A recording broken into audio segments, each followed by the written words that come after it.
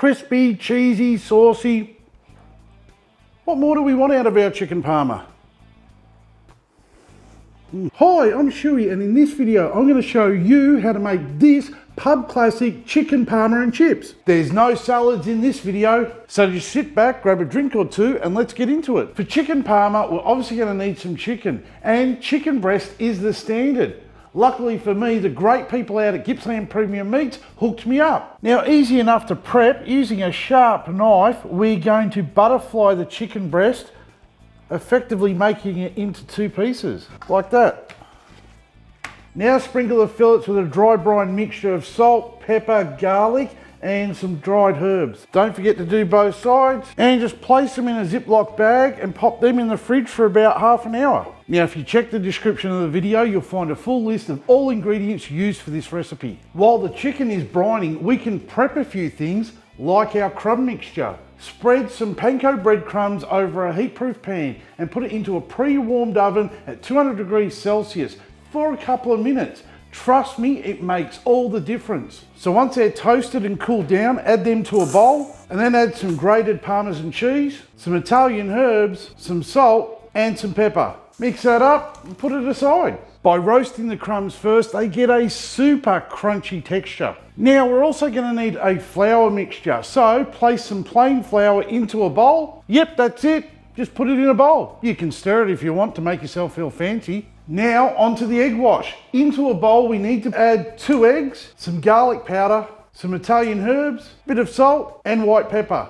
Just whisk that up and we can put that aside. Like most of my recipes that require eggs, the shells are not needed. Chicken parma needs a good sauce to go with it. So into a pan that's warming up, put a little bit of olive oil, then add some finely diced onion, and we're going to stir that off until they're translucent. Now we can add some chopped garlic and some chili flakes, and we're going to give that a good stir around as well. Fry it off just for about a minute or so. Next up, you want to add some tomato paste. Give that a good stir in. Now for some passata sauce, some dried herbs, a good pinch of salt, and a bit of pepper. Now stir this over a medium heat for about 10 minutes until it thickens up. Now this is a super easy sauce, but also super tasty. A chicken parma is no good without some chips. So we're going to peel some potatoes, chop them into chip sizes, wash them under some cold water, pat them dry and put them into some foil containers. Now I honestly didn't think you needed to see me peel a potato, chop it, wash it and dry it. Then you just want to put a little bit of olive oil on all of them and some celery salt and give each tray a good mix up. Now if you haven't used celery salt on your chips before, trust me, give it a go. Today I'm using a 57cm Weber kettle and I'm pairing it up with a kettle cone because I want to be cooking at temperatures of 240 degrees Celsius and above today. So how I'll do this is by 3/4 filling a chimney starter with briquettes, lighting them up. Once they're fully ashed over, I'll put the kettle cone in the middle of the charcoal grate and I'll dump that lit fuel into the center. I'll then put the grill back in place and I'll put the foil trays with the chips around the outside of the grill. I'll put the lid back on, making sure all the vents are wide open, and I'll set a timer for 15 minutes. If you don't have a kettle cone, you can use 2 baskets pushed together into the center, but you are going to need to use a whole chimney of fuel. Finally, it's parma making time. Now, if you find the chicken fillets are a little bit uneven in size, press down on them or use something heavy just to even them out, and that way they'll all cook evenly. And I suggest setting yourself up a bit of a production line. You just want to dunk them into the flour and onto a plate first. Now the egg wash and the crumbing part is where it really starts to get messy. So I suggest keep your hands separate and use one for each.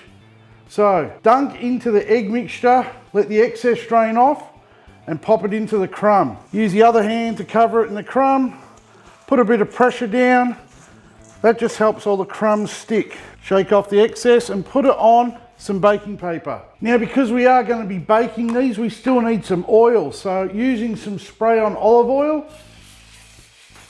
give each side a good coating. Then we can place these into the foil trays that are baking paper lined and give the tops a spray as well. Now if you haven't already pre-liked this video, now would be a good time to do it. The parmas are ready to go in and the chips have been cooking for 15 minutes now. They're already getting some colour. You just want to shake them up a little bit. And now we're just playing the balancing game and we're going to put all the parmas on top. and put the lid back on. And we're going to set an alarm for 15 minutes. This would be a perfect time to subscribe to the channel and hit that bell button while you're there. That way you'll be notified every time I upload new content. The parmas have been on for 15 minutes, so we need to flip them over and get some sauce on them, and we need to toss the chips one last time. We need to act fast because we don't want to lose all the heat. So I'm going to take the parmas out of the kettle, sauce them up, and then pop them back. So get the parmas out as quick as we can, and as I said, we're going to give the chips just one last shake up.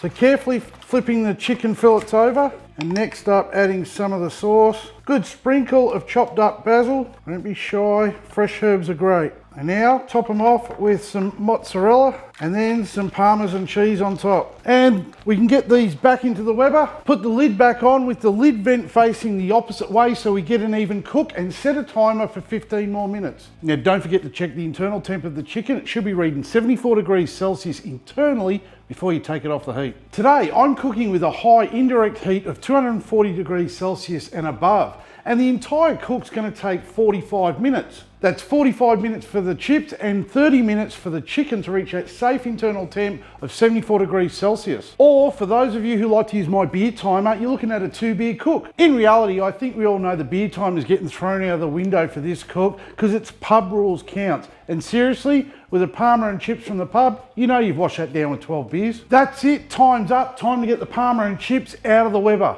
Ooh, out with the parmas first. They smell absolutely incredible. And with our chips. How good does that look? The perfect pub meal of parma and chips. We just need a little bit more of that fresh basil on top, and that's perfect. Come on, chicken parma and chips out of a Weber kettle? That has to be illegal.